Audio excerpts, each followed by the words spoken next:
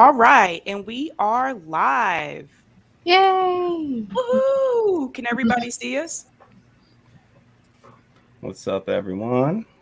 Just want to check really quick. Wait. Yep, looks like we got it. Yep, Okay, they can see us. yep. Hey guys, welcome to Sabs podcast. I'm your host, Sabrina Salvati. We have an awesome panel lined up today. Um, Great hosts, I think, that are doing awesome work in left independent media.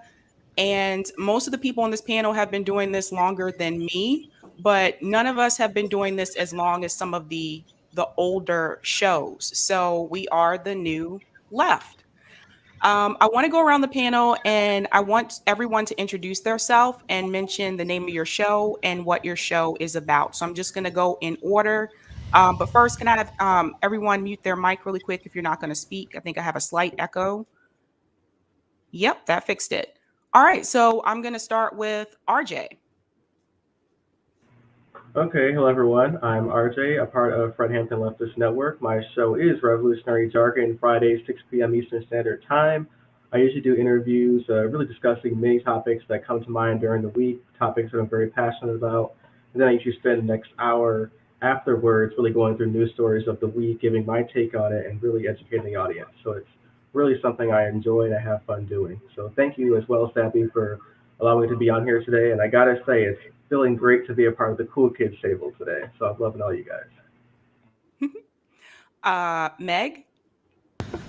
Hey guys. I am also a member of the Fred Hampton Leftist Network. I am a co-host for Nerdolitics, in which we talk about we combine nerddom and politics. Because if you are looking at nerddom and you don't see politics, you're not looking at it right. And my other show is The Killjoy Guide, in which I break down feminist discourse. That's even on the left, feminism is kind of a dirty word. So I really want to kind of clear that up and break it down from the left. So that's what I do. Awesome. Dontel.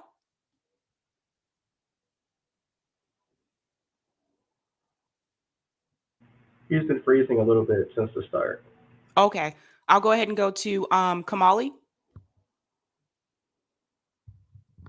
Hey, everyone. My name's Kamali Rose. I'm the host of the Radical Democracy Show, and the show is mainly about advocating for democracy in the workplace and extending democracy into all of our institutions. And so I cover, it's a political commentary show. Sometimes cover the news of the day, do some interviews, try to focus on not just U.S. politics, but, international affairs as well. And so, that's mainly what the show is about, and just trying to sort of pick up the torch because, folks like Richard Wolff and Cornel West that I think do a lot of this work on the left are getting up there in age, and they have done a lot of the work already. And so I think that it's time for, some of the newer folks to take up the mantle. And so just, starting up with that and trying to cover, these stories and relate them back to how everything sort of ties back to, extending democracy to the workplace and advocating for that. What's this show? Awesome. Really quick, before I go to the next person, I do want to just shout out this super chat really quick from Unknown Space Pioneer. Hold on one second, Dontel. They said Glenn Ford has passed away at 71, founder of Black Agenda Report. I feel this should not be the new left, but to continue in his memory. Yeah, I heard that earlier today. We'll probably talk about that on FHL Roundtable this Thursday. But thanks so much for the super chat. Dontel, are you good? I think he froze. I'll give him a minute. Franco, you want to go?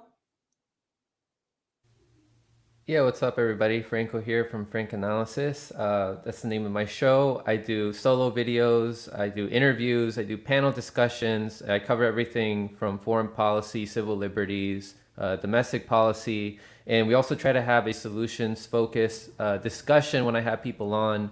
And just like everybody here, part of the new left, and I'm really excited to be here. Awesome. All right, we're going to go ahead and go to Zach. Yeah, so as a couple of people in the comment section observed, we're just really angling for a role at MSNBC over at the Vanguard. Really just trying to continue that shitlib propaganda pipeline, just infiltrating the left and debasing it. No. Um, yeah, no, Gavin and I, we do political commentary. We do some new left criticism, basically applying the same model that a lot of our what we'll call forebears in the left community applied to MSNBC, Fox News, etc. Gavin and I have tried to apply to new left content that's emerging exclusively on the internet, as well as doing some interviews, that kind of thing.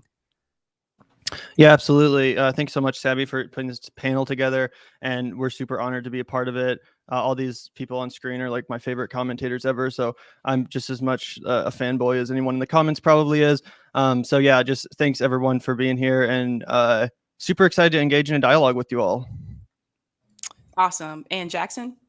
Yeah, my name's Jackson, and I host the show The Dive, and I do a lot of like U.S. electoral politics and foreign policy coverage, and I'm very stoked to be here today. I think this is going to be hopefully an interesting and fruitful discussion, and I mean, this is like whether or not we have our disagreements or we agree on like 99% of stuff, like this is the new left, so thank you for bringing us all together. This is going to be cool. Cool. Franco, I'm gonna go back to you really quick because Dontel had to cut out, but you probably know Dontel the best out of all of us. Could you tell everyone a little bit about what Dontel does in his show? Oh man, Dontel really goes deep into exposing a lot of people that need to be exposed, a lot of misguiders. He also talks about foreign policy, like pretty much all the kind of the same political commentary that we do. But I've been following Dontel along like 3 years. I think I've been following him since like 2018. So yeah, it's an honor to have him on this panel here with us all. But yeah, hopefully his internet connection fixes up so we can hear from him. Cool. And he's back. I'll give him a second, but I do want to go to the super chat from Colin. I think a lot of us know Colin. What's up? He said this needed to happen for a while. Thanks you, Sabrina, and everyone on the panel for being willing to do this. Thanks, Colin. That's sweet. Dontel, you good or you want me to come back? Let me know. Franco gave your introduction. I'll come back. I'll come back, Dontel. It's okay. So the reason why I wanted to do this panel is because over the past couple of weeks, I've received a lot of messages from people telling me that they really like what they're hearing from new left indie media.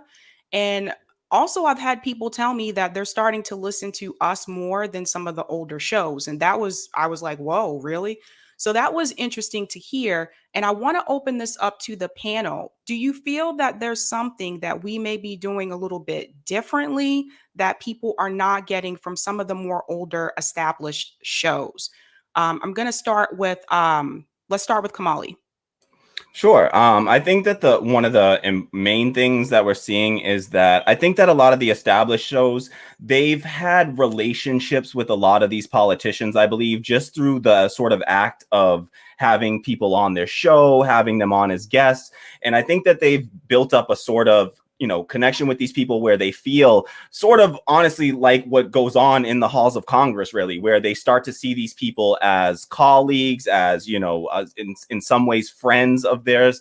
And so it becomes harder to criticize these people, I think, is what we're seeing happening. And so I think that a lot of this sort of old left media has had a lot of trouble in, as we've seen a falling apart of sort of this what I would say label as sort of the Justice Democrats, progressive movement, the sort of electoralism as a primary focus. I think that what we've seen is that effort has by and large failed, and in that happening, it's sort of hard for people to adjust to that and to acknowledge that it has been a failure. And so I think that a lot of them have held on to that, and it's been a struggle. And we've seen folks sort of taken to defending politicians over fighting for the everyday people. And I think what we've really seen is a loss of a sense of urgency from a lot of these commentators, where folks are,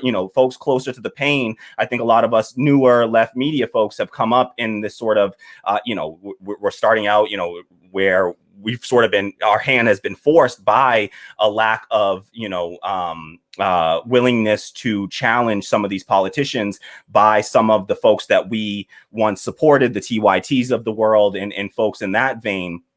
And so I think that what we're seeing is just, them struggling to sort of keep up and to adjust and to, speak truth to power when the power happens to be folks that are, closer to them, or that they might have considered friends. Because, a lot of these people, the TYTs of the world, they tied themselves so closely, Kyle Kalinske, to these, to the electoral politics of the sort of Justice Democrats left.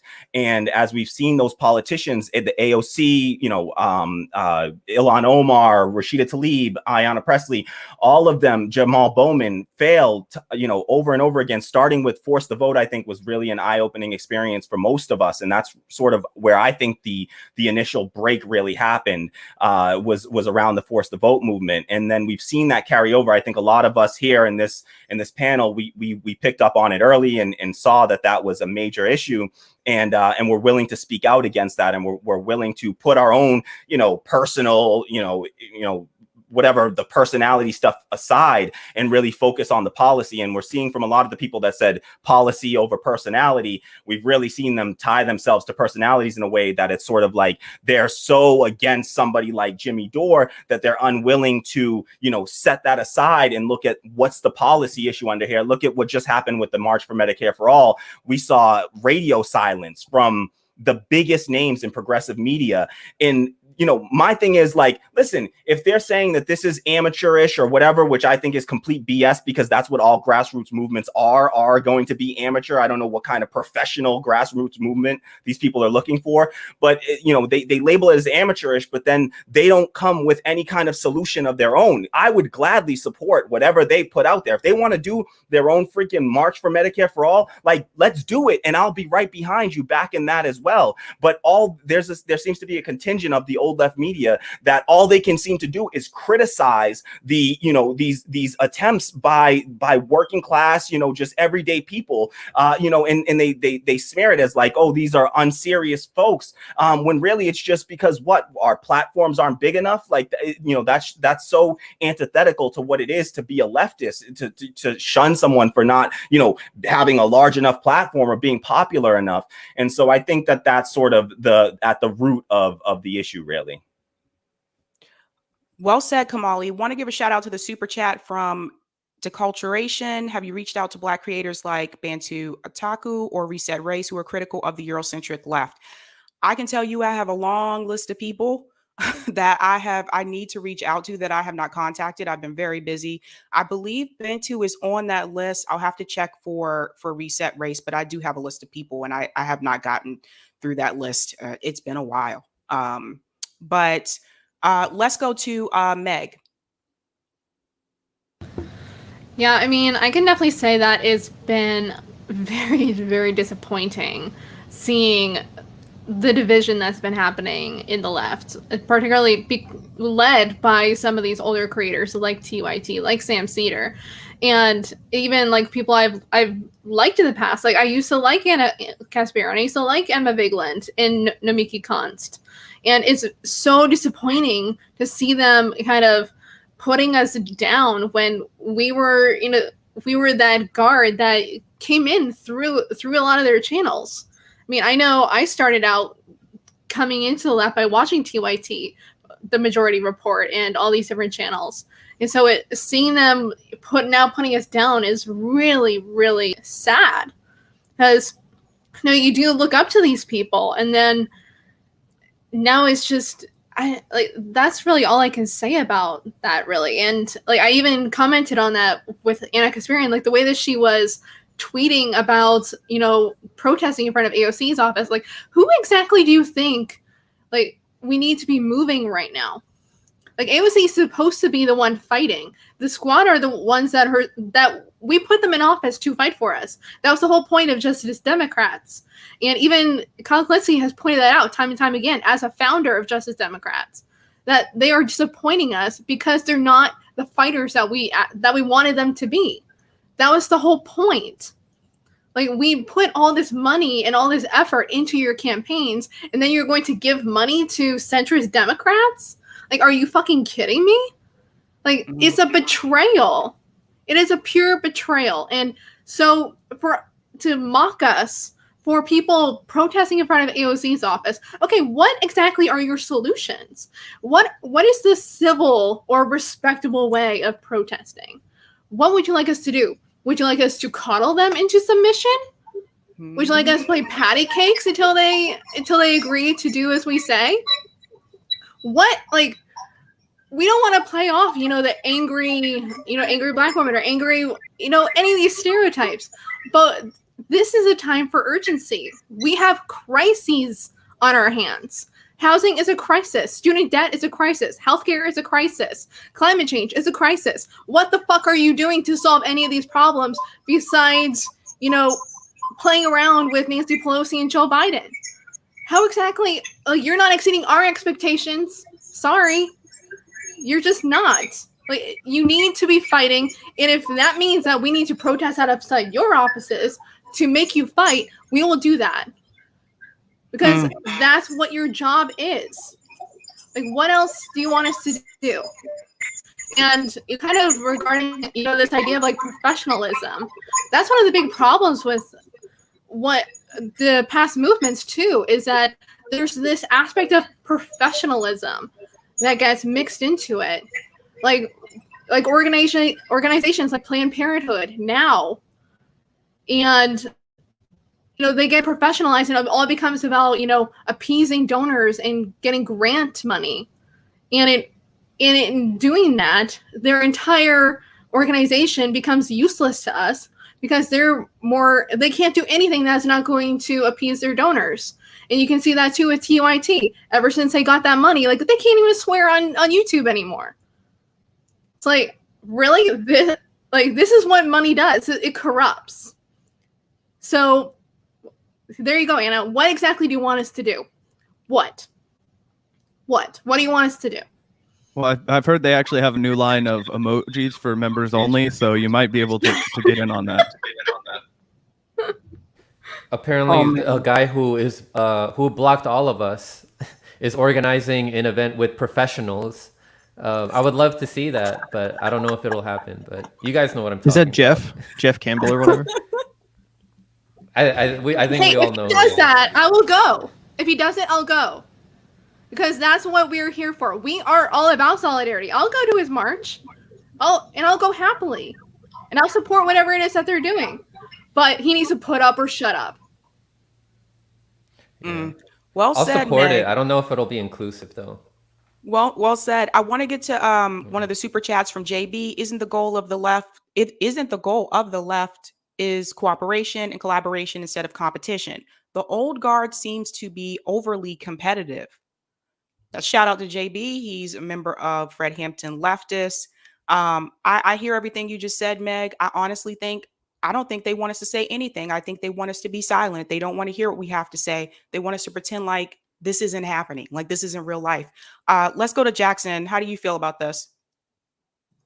Yeah, I second what JB said in the chat, because it's like it's been so weird for, I think, all of us, like, having been like supporters of the Young Turks in the past, like, or maybe, I don't know if all of us were, but like, I was a viewer of the Young Turks when I was like first getting involved in politics, and like, it's been so weird that they just won't allow there to be conversations about any given issue, like an open conversation. It's just like, immediately, let's start attacking the new left. Let's start attacking these new shows. Let's start attacking Force to Vote. Let's start attacking the one of the only big creators that's like helping our channels all grow by coming on our channels and speaking with us. Jimmy Dore does that a lot. And I mean, like, that's helped my channel a lot, but it's like, it really is weird to see this attack. And I don't really understand it, because we'd be way stronger as a left if like the Young Turks and Kyle Kalinske and all of them would leverage their platforms and like help us grow, you know. And like,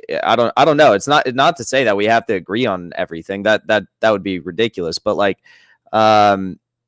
it's just so weird. I was just the other day, I was talking with Aaron Mate, and he was like, why is it that the left can't even agree on like all fighting for Medicare for all? Like, why is it that there's so much like division in fighting for even Medicare for all? Like, if there's one group that should be united in this, it should be the left. So it's just been wild to watch this. And I also kind of second what Meg said as well. It's like, if they or the squad or the Justice Democrats or whoever ever want to come around to the right side of the issue and actually start fighting, you know, let's put our differences aside and let's do it. And I think that's what needs to happen. And I think we're all kind of ready for that. They do have the institutional, like, like infrastructure that has been built around their channels and their communities, their Twitters, all that stuff. And like, they could leverage that for great things, but they're not. And until they do, we're going to continue calling them out for it, because too many people have like seen them for too long as kind of like the champions of the left. And I think that needs to change for sure. Yeah, I think that's spot on. And one of the things that we constantly get is the fact that whenever you talk to anybody about left media, the one person that's not like anybody that's not already super plugged in, it's like they just know the Young Turks. It's like, oh, are you guys kind of doing what the Young Turks are doing? And it's like, no, but it's like a 25-minute, well, you know, they're supposed to be anti-corporate money. They take this money from this guy, Jeffrey Katzenberg, and blah, blah, blah, yada, yada. But yeah, 100%. People still think that, and they have the institutional infrastructure, to do a march that would be, quote unquote professional if they fucking felt like it, but they don't feel like it because they don't have a financial incentive to, and that's what they've compromised all their values to be, just, a money-making machine. All that being said, I just want to jump in real quick. All that being said, I do remember when Cenk Uygur ran for Congress, and that was a pretty professional effort, and it still failed miserably. So maybe we don't need that fucking guy's help, is all I'm saying. I'm gonna go to you guys real quick, but I want to address the super chat. Guys, let's to people in the audience, let's try to be nice. Do that for Sabby. I'm putting this up though because of the super chat, and Gavin or Zach, one of you can address this. It says, Vanguard, why do you guys lie on Jimmy in your videos, live stream and response videos? You repeated a lie that he deleted. Okay, so yeah, to clarify that, which we did on our live stream, we didn't say that Jimmy deleted the video, or we did, and I ran a correction saying that. What he actually did was he removed the video so that you cannot go watch it. I was pissed that he was critiquing our Ryan Grimm video, which was the second time we've interviewed Ryan Grimm. Our first one's up on our channel. I was irritated that his video is not up, that you can view it, so people can't decide like who, whether or not it was a softball from us, whether it was a softball from him. It's like hidden in the ether, essentially. So that's my response to that. Okay, thank you. RJ, I want to get your take on this. What do you think it is that we're doing differently than some of the older shows? I think specifically what the new left is doing better than really the old left is they're really giving more different perspectives specifically on policy. It's not really just a planular approach based on the national picture. And each one of us live in different segments of the country, so you can get a different perspective. We have some those that are from the Midwest, like I am, some those near the coastal areas in the East and West, and those from the South. So you don't always get this plain image you get from DC based on how politics they view should work. When we talk about different issues, I'm from Michigan, we have like the Flint water crisis, Big Three in terms of the Ford Motor Company, and all these different type of industries. Climate change is affecting our state as well. I can talk about those type of issues, and it could transcend to many other areas of part of the country. So getting those perspectives is which helps as well.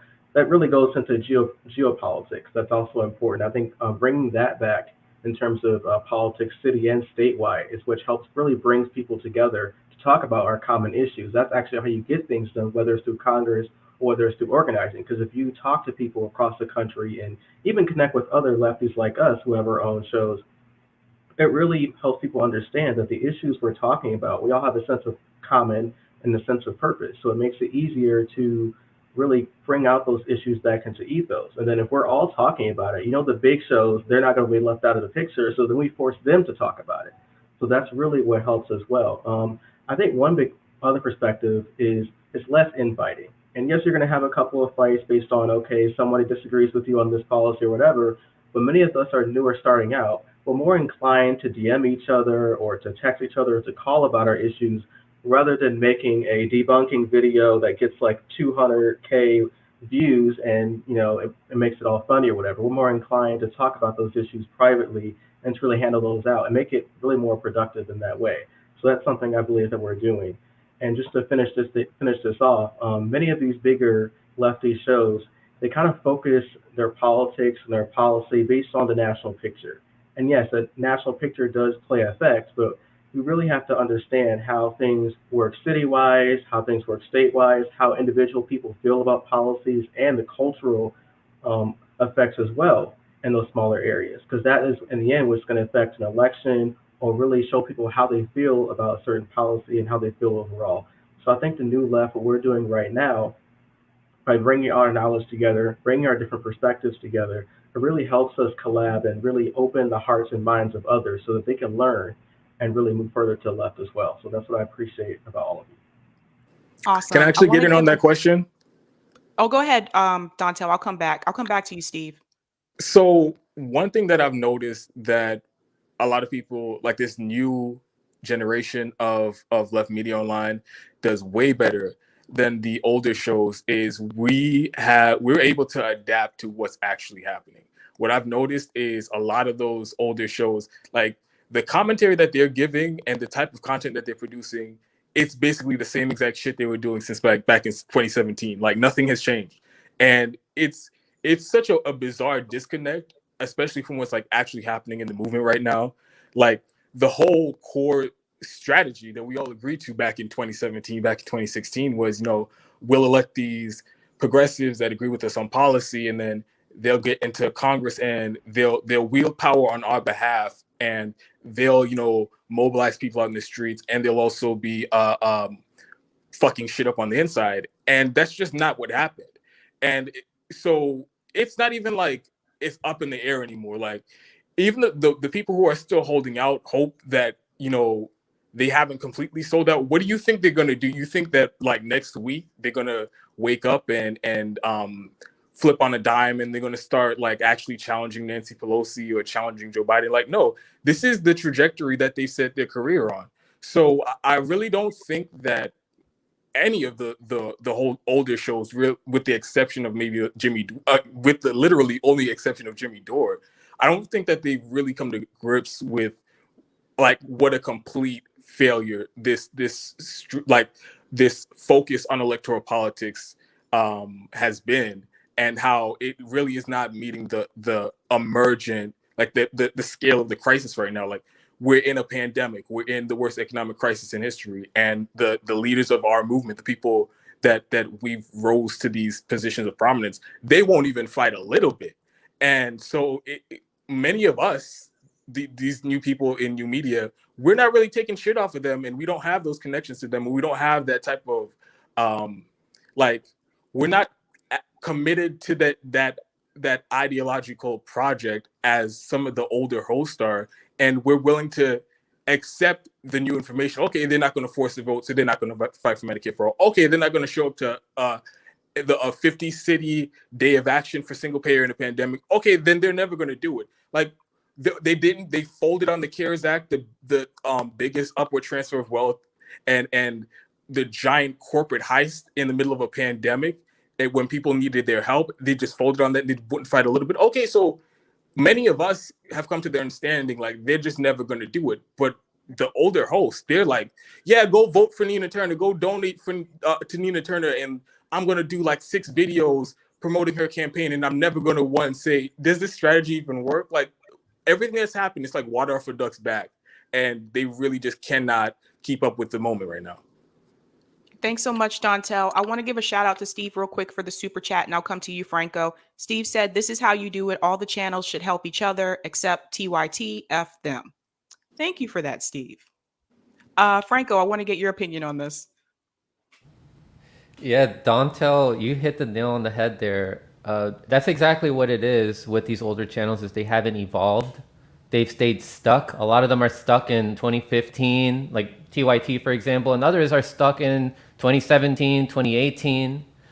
And we don't have like the resources that TYT had like when they first started. What they modeled themselves off of was mainstream media. I mean, they had their studio, like they had like their their green screen in the background, like with their panel and everything. And then during those times when they were becoming popular, channels like Kyle modeled himself a little bit off of Jank. You can tell by the way that he would present himself in those old videos. And he's talked about it too. And so we're kind of modeling ourselves off of a more diverse cast of commentators that arose after 2016. So this is a new boom that happened post 2020, and we're learning from the mistakes of our predecessors. And we've been evolving with the times. We've been interacting with the people like in the live chats and everything, and what we need to learn, and that really needs to stick with us if we want to actually have changes and not get comfortable like these synthetic leftists like TYT, is we have to talk to our audience members more. They're gonna see things that we're not gonna see, and we're gonna have to listen to them. We can't be arrogant and be like, oh no, like I know more just because I have my show, like how Jank and Kyle and Sam Cedar think that they know more just because they have a show, they're behind the camera. Talk to your audience members. I've come across so many people in my audience who are way smarter than me, who will open my eyes to information that I had no idea was out. I bring my audience on, like if they want to come on the show for a panel discussion, I bring them on. I bring on different content creators and we discuss different perspectives. Like we don't want to stay stuck in a bubble, in our own bubble.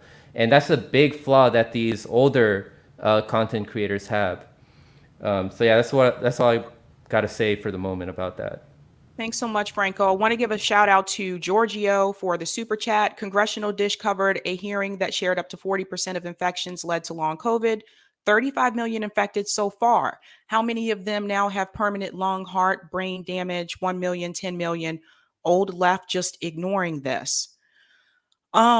Giorgio, I do have another question to come after this, but to answer your question really quickly, I do want to say sometimes I wonder if part of that has to do with censorship, because I know, like, I think it was you, Franco. I think recently you said something about like COVID on Twitter, and then next thing you know, like you were suspended. I wonder how much of that has to do with censorship, but some of it could just be they just don't want to talk about it. But that's a good question. Thanks so much.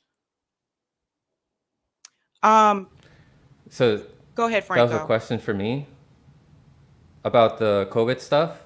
Yeah, about like do you think some people aren't talking about it because of censorship?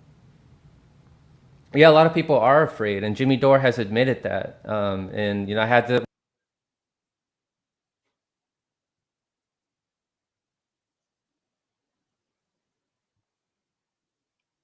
I think he unplugged his mic for a little bit. He'll be back. Okay. All right, I'm back. Yeah, he had on his show he talked about it, but he didn't have like its own segment like on his YouTube channel. He had to have it for his Patreons only, where he was talking about ivermectin and has side effects. Like we need to hear that, and if we want a vaccine that's actually going to help people, not give people negative side effects like how Jimmy Dore had, then I mean, we're gonna have to hear people when they talk about their side effects.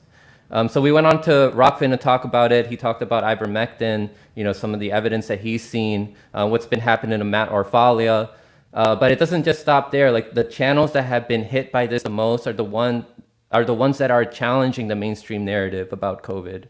They're not on YouTube anymore. They've even had their backup channels deleted. Like they're on PayPal, on Venmo, like they're being banned from there even. I mean, that's something to consider, and we need to look into that. And I think some people are seeing that, and they're afraid to talk about it because, I mean, for a lot of us, we want this to be our full-time job. So it's tricky. Like we have to be careful with how we deliver this message, because at the same time, we want to reach as many people as we can. So Rockfin and Odyssey and all these other alternative platforms are places where we can talk about these things. But yeah, Twitter did hit me like twice. One was for 12 hours when I linked like scientific studies about hydroxychloroquine, and then the other time I linked a scientific study about ivermectin. And I mean, you're gonna hit me for that, like, just for posting. Like, I'm posting evidence here. Even if I'm wrong, I have a right to be wrong. You don't have to suspend me for that. Exactly. I have a question for all of you guys, since all of us are newer to this. In the beginning, when you first started your show, what were some of the challenges that you ran into? Let's start with Gavin. Oh yeah, and also just on the last question, I think another big part of the reason why people are tuning into more of our shows versus the other ones is also just because they've been around for like 2, 3, 4, 5+ years at this point. Like, let's be honest, most of these people's their opinions are getting a little bit stale. You know, if you click on a Kyle Kalinske video or whatever, as much as I respect the guy, you kind of know what you're getting into, and that goes for a lot of these hosts. So no shade to them necessarily. I think a lot of them are smart people. A lot of them are a lot smarter than me. I mean, if you follow the Vanguard at all, you know that we're always getting ourselves into trouble. You know, we're not perfect, far from it. You know, we're probably a lot less perfect than a lot of these, you know, legacy channels, so to speak. But, you know, these channels have been around for so long. People know what they're going to say. They want fresh perspective. They want working class perspective. They want Midwestern perspective, like RJ was saying. You know what I'm saying? Like, we're just offering so much that has not been offered. That I think people are really gravitating towards for a variety of reasons. So, you know, I just wanted to say that. But as far as getting started out and challenges we faced, I think probably the biggest challenge that we faced in the early days, and that a lot of people face that haven't even started their channel yet, is constantly hearing about the suppression of left independent media. And, you know, unfortunately, a lot of that is very true. You know, that suppression does exist. That being said, you know, channels like Kyle, for example, they talk about this algorithmic suppression all days long, but they never talk about the ways you can actually overcome it, which there are. There are many ways to overcome the algorithmic suppression. I think we've figured that out at the Vanguard. I think some of you guys have figured that out, how various ways to do that. But unfortunately, I think it's had this chilling effect where it has silenced a lot of people. A lot of people that would have, you know, tried to make this their career end up, you know, deciding to go a more quote unquote realistic path. So I think that unfortunately weeds out a lot of people too. So, you know, something I try to always remind people is that, yeah, you're up against suppression. Yeah, you're up against this institution of corporate media that wants to silence our voices, but don't let that stop you, because if you do have a voice that people want to listen to, it's going to catch on. It's going to get heard. Even if it takes a year or so of making content, like, people are going to end up checking you out. You're going to develop an audience, and it's going to grow if you can remain consistent. So I think that was a big challenge we face, and it's one that I'm glad we're able to overcome. And I hope that, you know, other channels out there that are just getting started, they're not too freaked out by it, because it is overcomable. Yeah, Gavin, he made a good point about the censorship and the suppression being like one of the hardest parts of about starting your show, because of course you have all the other stuff like the tech issues and all that other stuff, but that kind of goes with the territory whenever you like starting your own thing. But like the suppression is just like on a whole other level, because I always try to take responsibility for my own numbers and like think of things that I can do better to get more viewers and to get more subscribers and get more people to see my content. I always try to like, I understand that the suppression reigns supreme, but always try to like do what I can the best to improve. But even with that, still like it's demoralizing when you look at because you guys all know, you all have shows, and you look at your analytics and they are much better than like a typical YouTube channel. Like for me, I don't want to get too much in the details, but the amount of time that people spend watching my YouTube my YouTube videos is very, very long, much longer than an average YouTube video. And the amount of interactions I get, the comments and stuff like that. But still, my videos don't get shown to really anybody. I can look at the amount of viewers that are subscribers and non-subscribers, and most of the time it's almost always my subscribers that are viewing my content. So it is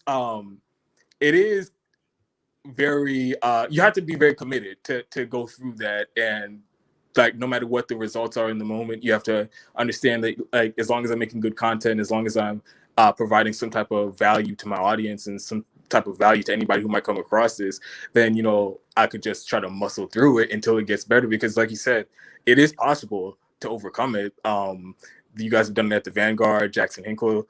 You have done it at Cheer Show, The Dive. Sabby, you coming up, Franco. Fred Hampton Leftist, like it's possible to grow, but it's just a whole lot harder. So yes, the tech issues are a pain in the ass, and if you know my show, you know I deal with that as much as anybody else. But like I think I'd agree with Gavin that the suppression of the content, no matter how good it is probably one of the biggest obstacles when you're starting the show. Okay, let's get Jackson in here. Yeah, I think I mean it was kind of like a perfect opportunity for me during COVID to start a show because like I was working at a coffee shop before and slowly but surely like my hours were being reduced and then I lost my job.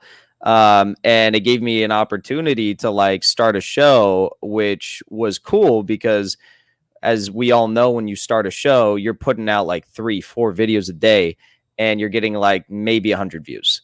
And it was just like, that's tough to do over and over and over again. But because it was during quarantine, like I think we had a cool opportunity to dedicate a lot of time to our respective shows. And even still now, and a lot more people are online. So this is kind of like a cool time for all of us to kind of rise out of the ashes, so to speak. And I definitely feel as though like it's been tougher for us, obviously, because of the censorship. That's been something I talk a lot about on my show and trying to document the waves of like suppression of indie left media and also documenting the demonetization of all of us because like regardless of whether you're getting 100,000 or 200,000 views on a video, if YouTube's going to demonetize it because you said the word airstrike or something, or you talked about like Tara Reid or something like her story, it's just insane. You can't it can't be a viable source of income if they continue to do that. And that's been really tough, but fortunately, the ways that we all operate our shows and how we've built our communities and how people like really resonate with our messages and are so generous with super chats. I mean, that keeps it going. But like, if it wasn't for that, we don't have like as we were talking about earlier, and Zach mentioned as well, we don't have the large infrastructure that some of these older legacy accounts have, where you look at their Patreons and they're making like $20,000 a month just on Patreon, and it's like, whoa. So like that stuff can help them get through any moment where their account might be demonetized or anything like that. We don't have that. So when we get demonetized, or when Franco's account gets removed, or when something happens, like it's tough to push through. And like Dontel said, like that's the nature of starting any business. Like you're gonna have difficulties when you get started, but I think those are definitely the biggest things, like censorship, demonetization, suppression. And then you also, the last thing is just having these massive shit libs like the Young Turks, like the K Hive, like just coming after all of us because we are not afraid to speak truth to power. And when you have these massive Twitter accounts, and like if you get one thing wrong, if you have one mistake, and it doesn't even matter if you apologize, if you have one mistake, like they will sear you to death on Twitter or in your YouTube comments and troll you. And it's like it's hard to come back from that. And it's also like emotionally draining when you just have like constant flow of mentions on Twitter with like people just shitting on you because you had like one mistake, which is natural. Anytime you have someone who's going to start a show or something or start a business, like you're going to have mistakes too. So I think all those things combined make it pretty difficult. But that being said, like it's the most incredible opportunity in the world, and I love it so much, and I love watching all your guys' shows. And yeah, it's a learning experience for all of us. Thanks so much, Jackson. I'm going to pull up this super chat and then I'm going to direct it towards Meg. I'm a Phil American. Any plans to get direct action organized more often?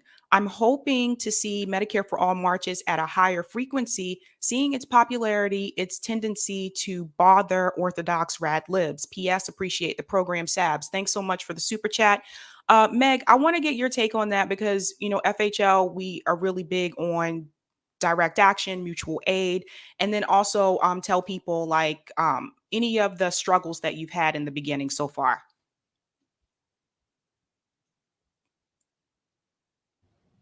I mean, definitely. I mean, number one, addressing the super chat, 100%. want so much direct action. And I made a joke earlier that with all these strikes coming up, like the general strike, Medicare for All March, the student death strike that Bree's talking about, that with all these different things, we're gonna be living in the streets by the time that with all these different direct actions that we're all trying to plan, because it is so necessary right now. And kind of jumping off of something that Jackson said about the fact that we're all coming up during the pandemic, I thought that was a really good point, because especially with us all being online and all kind of experiencing this crisis, we're all kind of hungry for that kind of content, something to validate how we're feeling of, all this debt, like all this student debt. People are losing their homes because of the pandemic, and there are millions of people are about to get kicked out of their homes because of the housing crisis, because people have not been able to pay their rent. So people are being kicked out of their homes. People cannot afford their health insurance. And so many people lost their health insurance because of the pandemic. So people are realizing more and more that we're all screwed. Like, especially as a millennial, this is now the second financial crisis that I've dealt with in my lifetime. Like, I graduated into the first financial crisis. I was in college at the time, and now we're dealing with this. Like, just as I was trying to hopefully get my career underway. So 100%, like, this was a moment, just like in what Raymond Williams might call like an episteme, where we're all just kind of having this kind of this combined consciousness of, no, we're all fucking screwed. This is happening, and we're all dealing with it together as a community. And so I think that's definitely what's adding to our growth so quickly. And even with FHL, I mean, I am honestly I feel blessed, because like this is something I've always kind of thought about doing. And like, I wanted to start a blog back in the day, but it was very difficult. And that's one of the big things. It's like finding content, creating content. It takes so much work. Even my family, like, they're always asking me, what are you doing in your bedroom all the time? Like, what are you spending all these hours doing? And they don't understand like how much painstaking work goes into even a few videos, per day or per week. Trying to research some of these topics, editing all the content. It takes hours, particularly when you're just getting started, because you have to lay down that foundation of, okay, I have to create all these social media accounts in order to promote everything that I'm doing. I have to create intro cards. I have to create outro cards. I have to find music. And that costs money too. Like finding decent, going to a stock, like Premium Beats or something, and finding decent intro and outro music. That costs money. Having a microphone costs money. Having a webcam costs money. Having a ring light costs money. Money that we don't have. So, like, just the financial burden and all the time spent, I think that to me has been the biggest barrier, because just like I said, I've been so blessed that like Jackie picked me up and said, hey Meg, will you be my co-host on Nerdologics? I was like, I'm sorry, what? You want me to do what? Like, me? This weird little white girl in Florida? Like, are you serious? You're choosing me? And so the fact that she gave me this platform, I feel 100% blessed, and that she brought me into FHL. Like, this is a platform that most other people would not have, and that I could never build on my own. And so I feel blessed every single day for what I've been given. Thanks so much, Meg. Sabby, can I respond to that super chat? Which one? About the want to see more regular direct actions? Yeah, but let me just make sure everyone else gets a chance to speak first, real quick, Dontel. Okay. I want to make sure I get RJ, Zach, and Kamali in. So, Zach, I know that you and Gavin have to leave a little bit earlier. So, Zach, we'll go ahead and start with you. What were some of the struggles that you faced in the beginning? Oh yeah, I mean, well, Gavin and I, fortunately, we had each other to work on this, and I'd be lying if I said that Gavin didn't bear the brunt of the fucking learning curve when we started the Vanguard, just because he's way more proficient in things like editing, and I have no eye for graphic design, so I don't want to, flex like I do more of the hard work. Thank God I have Gavin, otherwise I would have never fucking done this podcast ever. But yeah, so that was super dope, and then yeah, it's just kind of getting confidence on the mic and keeping up with it, and developing your own personal unique perspective on politics and sharing it with people and not being afraid of the backlash, like Jackson was saying, from like shit libs. You just kind of have to put yourself out there, fucking do it, and stay consistent with it. And as everybody else has said, when you have any kind of success in this field, one, because it's competitive, two, there's all these obstacles against you, and three, you're feeling like something that is actually you're doing something worthwhile with your time all day. So it's extremely rewarding. And I would never encourage anybody to or I would always encourage people to go ahead and give it a shot. Just stay with it, because I mean, the potential for actually doing something beneficial, even with even if you're just working with like your laptop, webcam and a cheap microphone or no microphone at all, you can kind of work your way up from pretty low quality production and get out there and do it. So yeah, I guess Gavin covered most of our hurdles, but I'll just give that little pep talk to anybody that's like on the fence about fucking starting their own channel. Okay, and RJ? Yeah, I guess like for me, the struggles I was starting off with was like, what is the theme of my show going to be about? Because a lot of these bigger channels, they have a certain lane in a certain area in which they can inhabit and really make it a part of themselves. So I was trying to figure out, where do I fit in this newer space, which you have a lot of different people, but a lot of the bigger channels are kind of like the kings and queens of this specific area in which they want to go. So where am I going to fit in which where I can bring out my voice, bring out the biggest influence? And also to what's my style? Because also many other different lefty channels, big or small, have a certain style in which they reach their audience. Jimmy Dore, fiery, passionate. You have some like Democracy Now, more professional, kind of like NPR, that reaches that type of way. And you have some like the Vanguard as well that do great stuff as well. So where am I going to fit and what's my style? And also, what am I going to talk about? When I first started off, I was like, well, some of the bigger channels are talking about this and talking about that, but I started thinking, well, if I'm in a newer space, I should talk about issues that I'm passionate about. Because if I'm passionate about these issues and I put the time in for it to make the video, to bring out this type of information, my audience is going to appreciate that. And then they can hear my perspective more often than just me repeating talking points subliminally from listening to these bigger channels. So that's something that I've been really I struggled with initially, which I'm getting much better in. Like a lot of my videos, I talk about climate change, I talk about farming, agriculture. Really, I talk more about COVID as well, but kind of look subliminally as well. I talk about things going on in Congress, so that's kind of what I've been doing on my channel. Really had a lot of personal insecurity, like, wow, am I worth it? Like, who wants to fucking listen to me? Like, I had a lot of personal insecurities with that. Like, are people going to watch? And really, the last biggest thing, which is a big one for me, which was tech issues, because Lord knows I've had some bad tech issues. Like, before I even had a camera, like, I used to do my show at night, and I still do, but from right now to around 8, it would be dark. And so you can see me start the video, like this perfect lighting, and then by the time 8 o'clock comes, it's like dark, and you can barely see my face. And then I have like a computer mic, which was pretty shitty and like staticky. It was terrible. And so another big issue I'm still having right now is clipping videos, because right now I clip videos faster than Kevin Hart makes movies. So, so that takes a lot of my time. Like, Lord, and look, and can you curse on the show? Yes.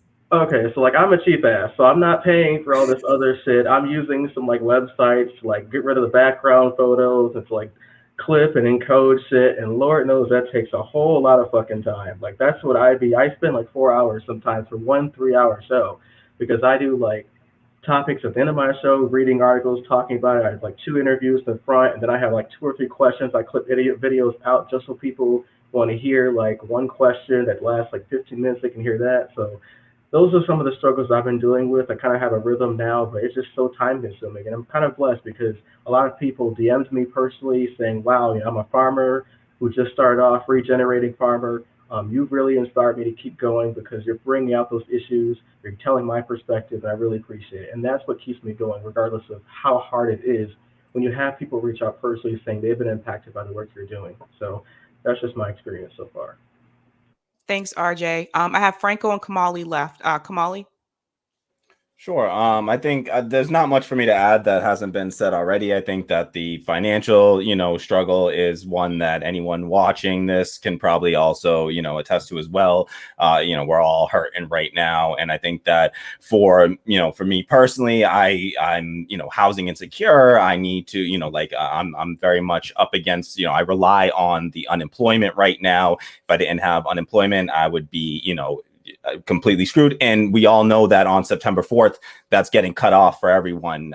So unless you are very new and just have just gotten onto unemployment, I've been unemployed for 2 years at this point. And so, this is September 4th is a massive clip for me. And so for me, if you check my channel out right now, you'll see I haven't produced a lot of content recently. And it's because I'm up against a wall and I'm really at the point of, this is real life for me. This is why we have a sense of urgency here, is because we're all sort of in that, in that same pool there. And so for me, September 4th is a cliff that I'm just going to fall off of for income. And so unfortunately, we're still beholden in this space, even on the left, to the same sort of capitalistic forces of, these market forces that we're still subjected to, where it's unfortunate that we are, even as much as we want to be cooperative and collaborative. And it's why I try to advocate for a more collaborative, a more cooperative sort of collective left media.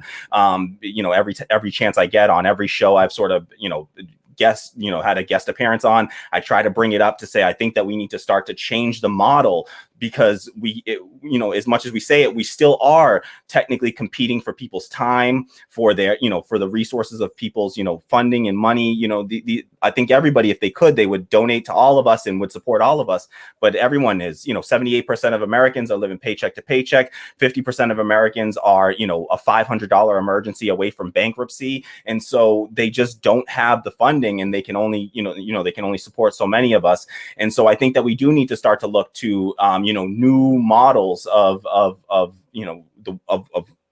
how we do business, essentially, in left media, of trying to be more collective, more cooperative. Something like, look at, democratic confederalism, what they do in Rojava, where, every, entity, we're separate, but we all contribute to one, general fund that we can then democratically, decide how that funding gets used. And we agree to all put together, say 5% of whatever our revenues are towards that, no matter what they may be. And obviously we need some of the bigger players in left media to join in with us in order to make that viable. But I do think that we need to start to look to new models of how we, conduct business, because I don't think that the same sort of capitalistic, individualistic, we're all here and trying to like compete, and, because then we give into the same sort of idea of the myth of meritocracy, the idea that, we're here because somehow we're better than the person that can't build the show, and it's not true. There's a whole bunch of people that deserve to have a voice in this, and they simply can't because of financial strain. And so, I'm like, millions of other Americans that are really under a ton of stress because of, needing to have a source of income. And I can't in good faith ask, other broke people to like support the show. And I always tell people, like, don't support it if you're, if you don't have the means to support, because I don't want you going into some sort of like, dire situation because you were helping me out. And so I think that the financial, financial difficulties are a big one. Of course, the suppression is something that we're all faced with. I think that there's another layer of it that's hard to talk about, but it does need to be talked about, where I think that some of it is not just on the these organizations, these these platforms necessarily. They definitely play a massive role in it, in suppressing our content and not promoting. I mean, the one of the founders of YouTube, or one of the executives at YouTube, came out and admitted that they suppress what they call borderline content, which I think all of our channels would fall under the category of borderline content, and they promote the sort of established. That's why it was so easy for like Crystal and Sagar under the Hill to grow a massive platform, because they had the backing of sort of the establishment media. And so I just think that there is a there's an issue there with as far as just like us having a means of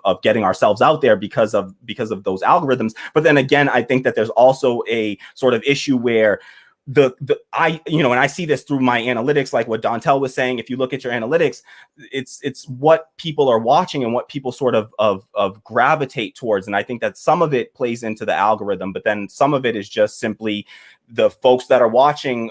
We have to sort of catch ourselves and try to resist the urge to kind of fall into the same traps of like mainstream media, of like flocking towards a sort of more salacious content, this person versus this person, and the sort of the making everything so much of like this like just like, again, the salaciousness, it's what feels like it may be, valuable because it's what you notice gets more views on your channel. You put out a certain video with on a topic that's just something, what you might call, important content, stuff about COVID, or stuff about, the housing crisis or homelessness, or, the unemployment. And those videos get barely, less than 100 views. But if I put out a video and I put a figure, a mainstream sort of left figure's name in the title, like if I put a video about Jimmy Dore or,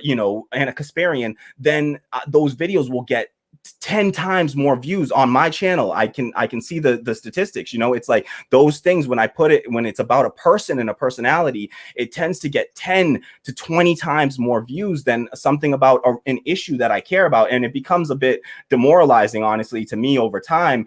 It makes you, naturally sort of self-censor ourselves and push more of that kind of content, because we're stuck in a position of we're relying on this to survive, just to pay rent and eat food. And so you have to grow your channel. And so we're now again subjected to those capitalistic, market forces. And we end up getting pushed into the same sort of, traps that the more mainstream and bigger channels end up in. And so I think that there's also something on the left where we have to, as viewers, as the audience on the left, I try to make it a habit of mine to try to, uncover, do the little work of checking people's channels, making sure that, I'm not relying on the YouTube algorithm to just send me whatever they think that I want to see. And also to click on that sort of, the content that is, valuable topics, but might not be the sort of hot topic of the moment, but it's very important stuff that's being talked about. And so I think that we as viewers also,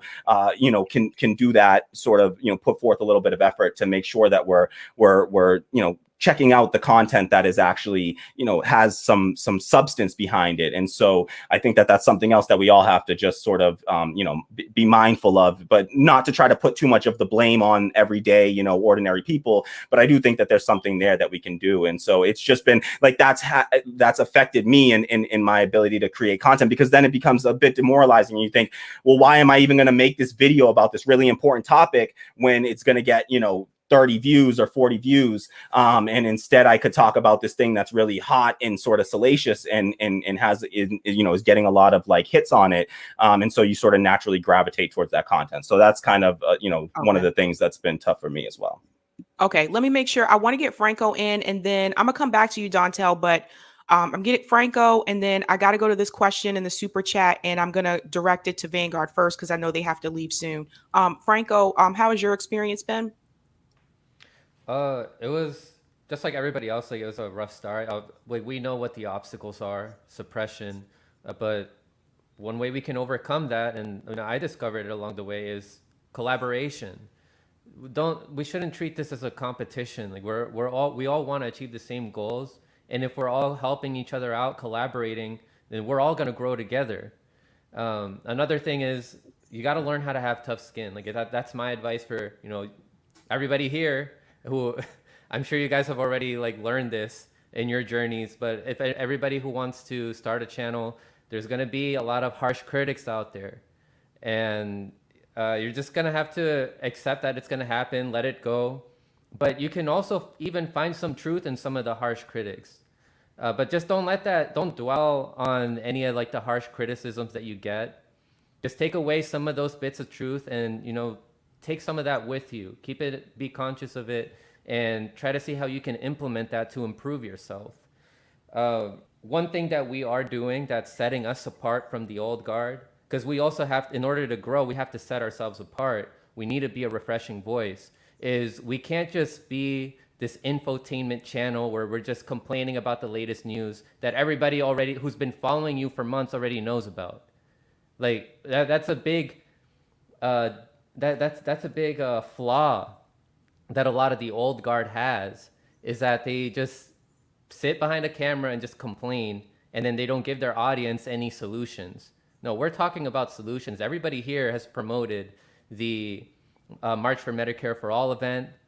Jackson organized the Force to Vote event, and we collaborated with the Assange event that happened. We got to do more of that. Like, that sets us apart. People want something fresh, and they already understand what the problems are. Because I did a poll once in my channel, and that's also something that we can do to help grow, is interact with your community. I did a poll, and I asked my audience members, why is it that you like to click on these videos that are about, I don't know, whatever, like the best word I can describe it is drama. Sometimes it's important to bring it up and stand in solidarity with some people who have been wrong. But why do you like clicking on these videos about these conflicts between personalities? And a lot of people said, well, I already know what all the problems are that you're talking about. I just want to know who is trustworthy or not. So when I see these conflicts, like, I want to see like who is selling out or who's trustworthy. So I took that into account, and I'm like, okay, what can I do with this? Because like to Camille's point, like Kamali's point, like it becomes salacious. It be like we don't want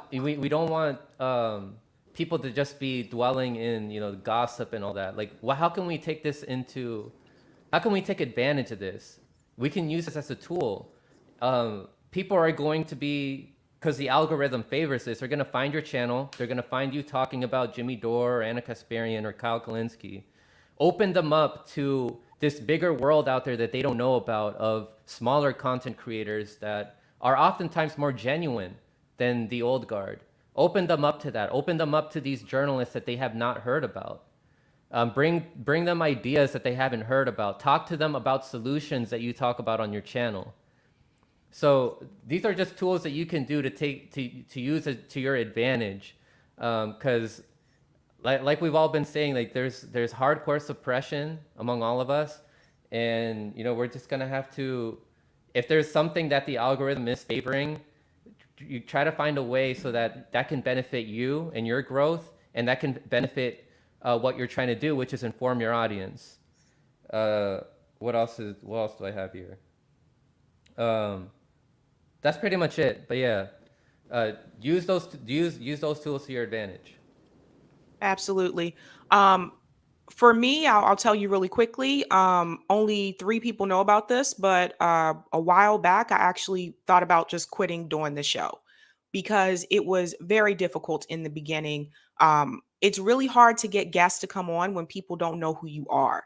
So a lot of times I was reaching out to people, and it wasn't so much of people saying no, it was more so of people not responding at all.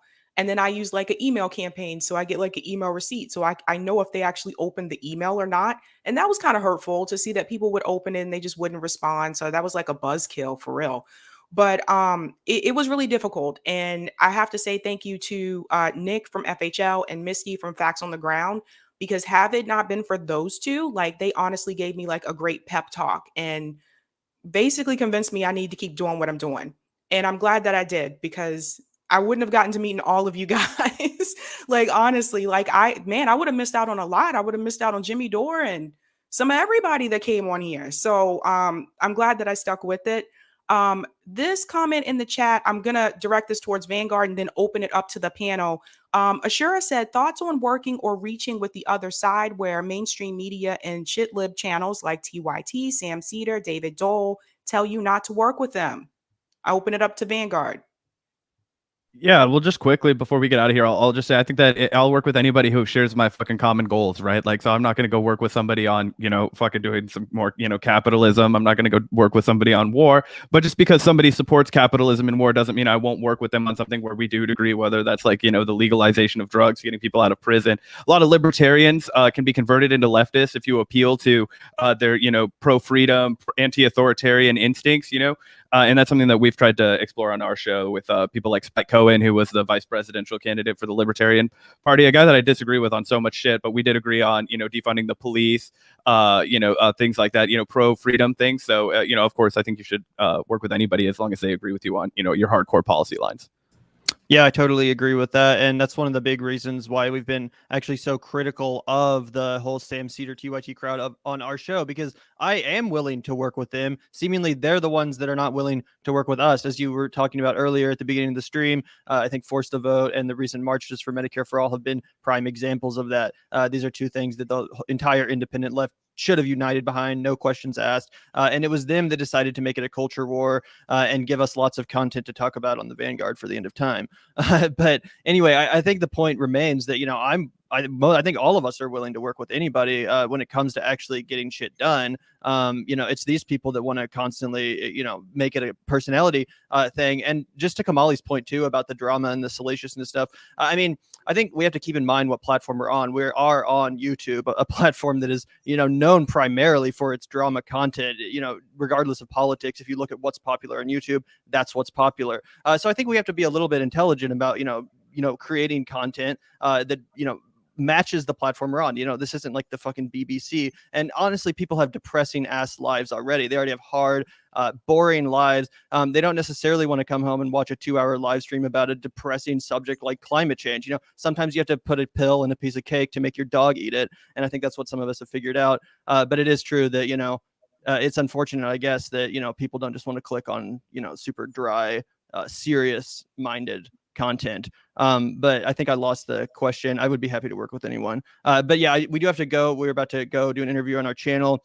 Thank you guys all for being here. This was awesome. Really appreciated talking and meeting you guys that I haven't met before. So I hope to see you guys all on the Vanguard at some point, and peace out, everyone. Yeah, see you, Sabrina. Bye, guys. Franco, this is directed towards you. I'll get back to that question that we have for a second, but you have a super chat here. Franco, I would like to see you hosting a panel with Dontel, Kim Iverson, and Vin from Middle America. P.S. Money is for Dontel's internet bills.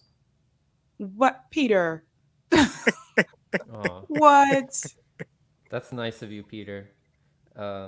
Yeah, I love doing panel discussions. The reason why I started doing them was because I wanted to set myself apart from other people.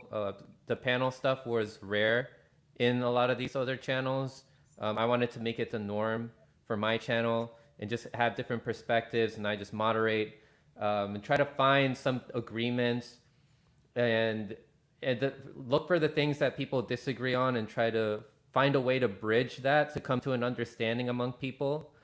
But yeah, I would love to. I don't know who the Middle America guy is, but I can look into him.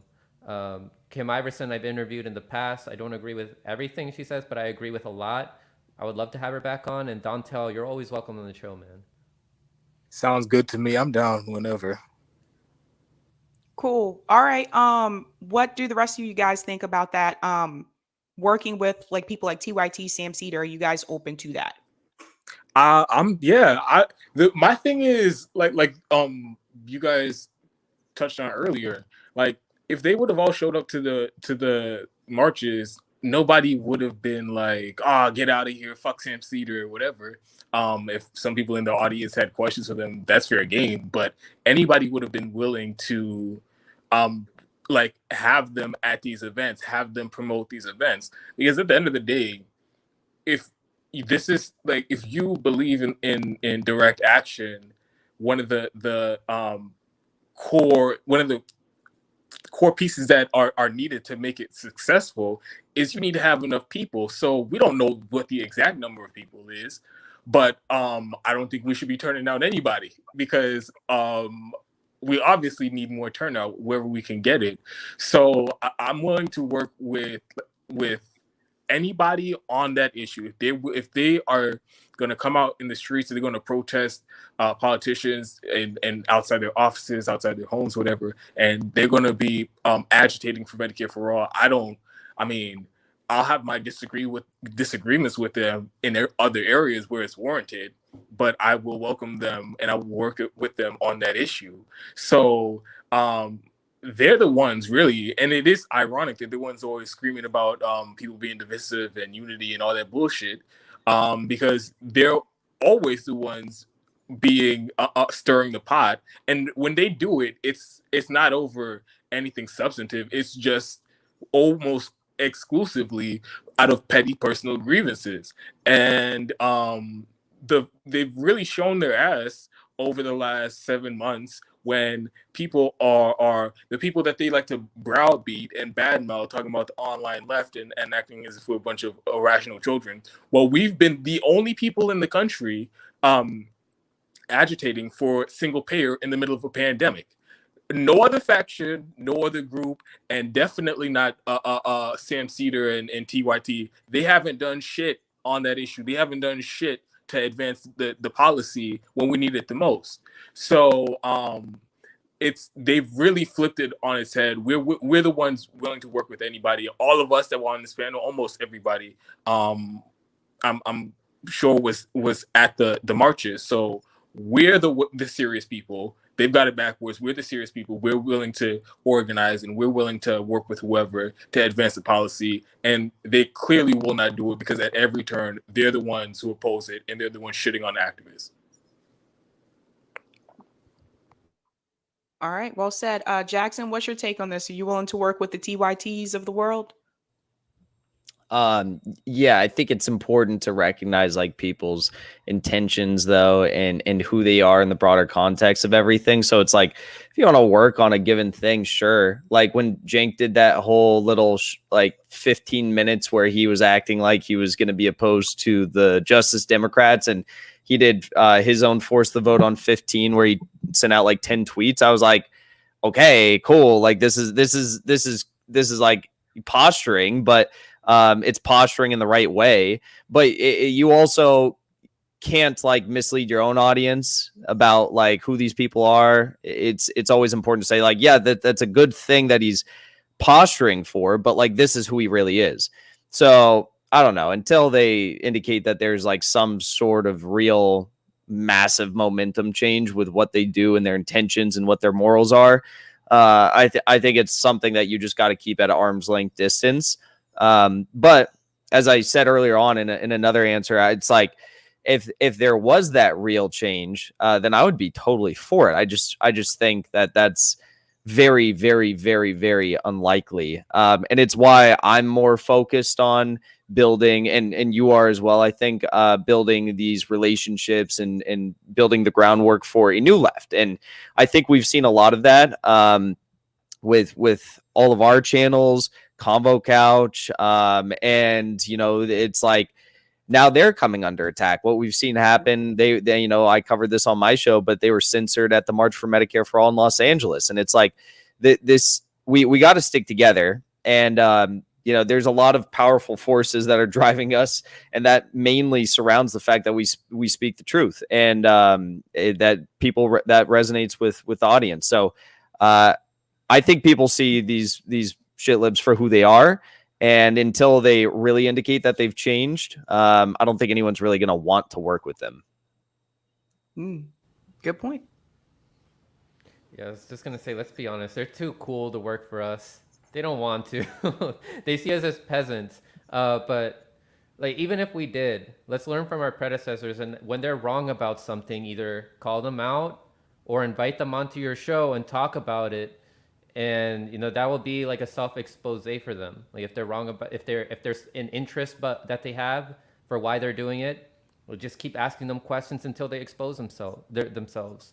And yeah, like I've worked with like Ben Burgess before. I obviously don't agree with everything he believes in, but I mean, we're open to it, but they're not. They think they're too cool for us. But yeah, like I said, if you have that opportunity, use it to your advantage and expose them. Yeah, and I do think both Franco and Jackson made a great point. And let me not put out any misrepresentation here. I know exactly what type of people TYT are and Sam Cedar, Emma Vigland, and Anna Casper. I know exactly what kind of people they are. They're pretending like they actually support these policies, but at every turn they're trying to undermine it. So I'm not like sitting here bated breath waiting for them to come out and support Medicare for All rallies. I'm sure they will happen without them. They will be successful without them. But yeah, and it's the same. It's kind of like similar to what I was saying about like with the Justice Democrats. Like after all we've seen, after all the times they've shown who they are, it's kind of silly to expect like one day, a week from now, a month from now, whatever, they're just going to wake up and adopt a completely opposite persona from the type of shit that they've been doing over the last however many years. So it's we know who they are already. So it's just, in the theory, of course, welcome anybody who's willing to help. In reality, they aren't going to be the people who come out to help. They will always be the obstacle, and they will always come out and defend the politicians who left you for dead. All right, I'm gonna go to Meg next, and Meg, let me know. You guys, let me know your time limit. It is 5:53 East Coast time. Yeah, I mean, I'm an interview at 7, but other than that, I'm okay. Okay. What's your take on this, Meg? Are you willing to work with the TYTs of the world? Yeah, I mean, I think I must have misread that question, because I feel like what they were asking was, are you willing to work with people who are like right wing? Like, I think they were trying to criticize like me, like asking whether or not we should be talking to like the vocal boys or whatever. Which I feel like that's what the framing of the question was. I don't know, but I mean, either way, I mean, Yeah, huh? I think that is what they were trying to say. Yeah. Which I mean, either way, like, I don't, kind of like what Gavin and Zach were saying, like, I don't think we should be opposed to talking to people on the other side who may have similar values on issues. So, even TYT, and because they are definitely further right than what we are. So, I mean, I'm willing to talk to anyone as long as they're not, saying that this person shouldn't, is talking representing like trans people.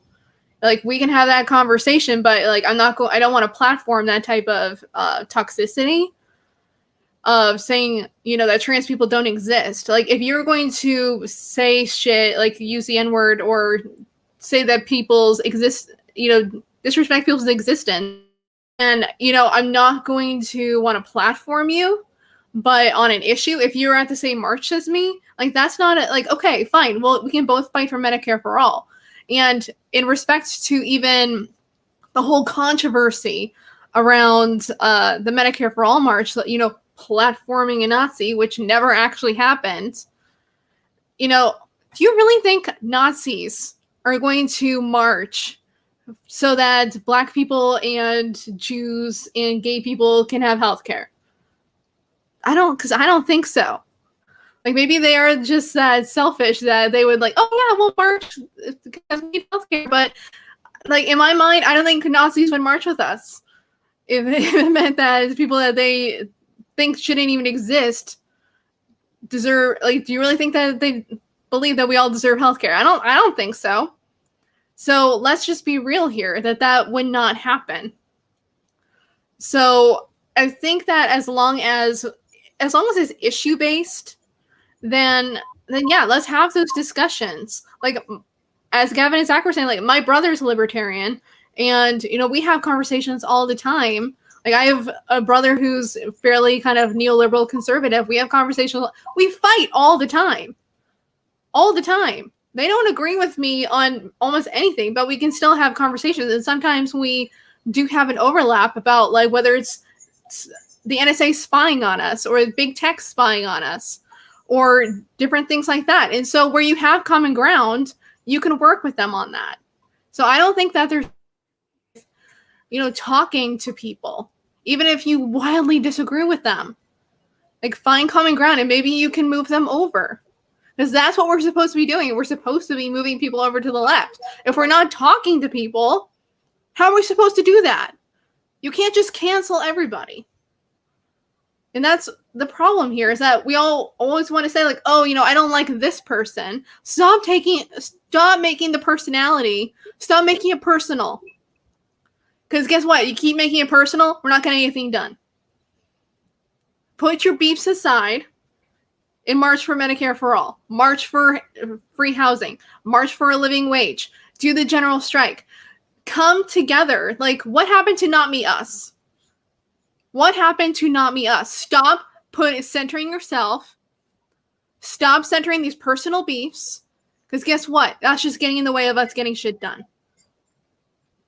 Yeah, the personal things that Meg was just referencing, that actually happened during Force the Vote too. Because there were people who were like, yeah, I think everyone should have like Medicare for all, but I don't like the person whose channel it's on, so I'm not going to support it. And that's just ridiculous. Like, whether you like Jimmy Dore or not, the fact that you're just going to be against that because it's someone that you don't like, so you're against getting everyone healthcare in this country because you don't like that person, that's BS, man. Like, I don't have time for these people. RJ, I want to get your opinion on this. Yeah, like I'll be willing to really talk to anyone about these certain issues. And the first point is, do they have a natural curiosity or not? Like, are they actually want to engage with me because it gives them views, or because if they have different motives? Like, are they actually interested in the topic naturally about what we want to talk about? Because if you have a natural curiosity about a topic, you're going to be more open-minded and more willing to listen to someone else's perspective and point of view about that topic, and you may get to learn something. You can have a decent dialogue. So I think that's very important as well. And I think it makes it, in terms of the TYT crowd, it kind of is difficult at times because you see Emma Vigilant and Anna Kasparian tweet and make fun of like the Medicare for All organizers, and also too they're hardcore old school burners and now squadettes. And what they do is they kind of like tell other people who are lower than them on their level, hey, this isn't what politics is about, and you got this perspective wrong. So they really come at you sideways, and it's really disrespectful at many different times. And in terms of willing to work on these issues with different types of people, I have my own family. They're libs and conservatives, so I don't know how the hell I got left, but thanks to some of my friends. But I think it's important to talk to individuals like that because, in ways, if you could kind of bring them left to where they are, they go to their friends and tell them about a policy position that you brought them to the left on, and it kind of opens their mind. So even if they aren't going to change initially, at least they're having a conversation they wouldn't have before. Like in terms of being anti-establishment, in terms of like I have a Democratic household, those are my hardcore Dems, uncles pro Nancy Pelosi, all this other type of stuff. So if you actually engage with some people, whether in your family or friends or just randos who may not think about a certain policy or a certain political figure that way, if you go at them with a certain way that's even better and with new information, they'll be more inclined to listen. So that's kind of what I've been doing lately, and it's been very successful. Awesome. Kamali? Yeah, I think that the question, I'm really aligned with sort of Meg's perspective on it, where it's this idea that like it's the question is really, what do you mean when you say working with, because my thing is, if we happen to align on an issue with somebody on the right, I don't shit on people on the right wing. I try not to shit on pretty much anybody. I try to, again, trying to work collectively, cooperatively, collaboratively, and not so much, talk about what we're against, but try to speak more about what we are for and put forward solutions like what Franco was talking about is really important. And I think that the question you have to ask yourself is like, what do we mean when we say work with the other side, really? Because where I happen to be, there's not a lot of opportunity to work with people from the other side. I live in Massachusetts, and the right wingers that are here are pretty far, they're pretty entrenched in their views, and they are not the kind of people that are going to be out there marching with us for Medicare for all or anything like that. I think that there's a lot more people to get in the sort of, there's a lot more people that passively agree with us than actively disagree with us, right? And we should be going after those people who passively agree with us, right? Those are black and brown folks that have just been disenchanted with politics because they see that no matter who happens to come into power, Democrat or Republican, nothing is changing in their lives, right? Their lives aren't being improved, whether it's, Obama or it's, Trump or it's, Joe Biden who happens to be in power. They're seeing more of the same in their communities. They're seeing the rich getting richer, the poor getting poorer. The top 500, the 500 richest people in the world over the course of the past 18 months have gained $8.4 trillion. All right. They are $8.4 trillion richer than they were when this whole pandemic started. And, in those, the everyday poor people, they haven't seen their lives improve one cent. A lot of those people are now unemployed, newly unemployed, have lost their health insurance along with their jobs. They're seeing their communities be destroyed. Their education, systems are just completely failing them. And so these, you really have to ask yourself, like, what are we talking about when we say so? Those people, I think, are people that we can convince to be on our side if we're willing to go do the work of going out into those communities to do the mutual aid and the sort of, basic necessary, direct action sort of steps that are necessary. Some of those people are not always online necessarily. And so we got to get back into our communities and start to do more local efforts. So I'm of course, always willing to work with anyone on any issue that we happen to align on. But I think that what that looks like is, okay, well, you happen to be on the right wing or a libertarian, we're not going to get together and hold hands and sing Kumbaya or anything. But if we happen to align on Medicare for all, I'll see you at the march. I'm not going to kick you out or shun you or say anything against you. If you're marching alongside of me, then you're marching alongside of me and we'll have conversations and we can talk and we can move forward in that way. But I think that there's a lot more people to go out there and to get onto our side that are really already, they agree with us, again, passively. If you ask them about, go down the list of issues and talk to them about it, they agree with us already. It's just that they're not engaged in politics anymore because they've become disenchanted with it because it doesn't seem to be working for them in any way. And so I think there's a lot more people. Look at the largest,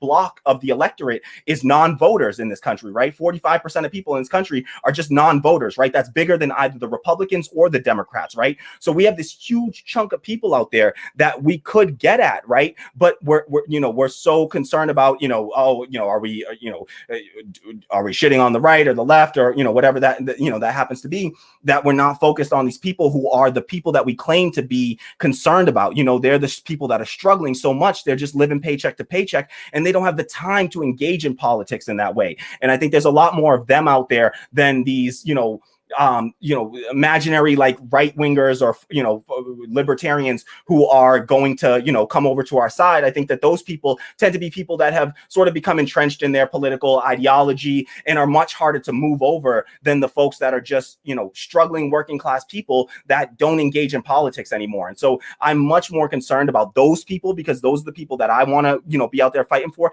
And listen, we're fighting for Medicare for all.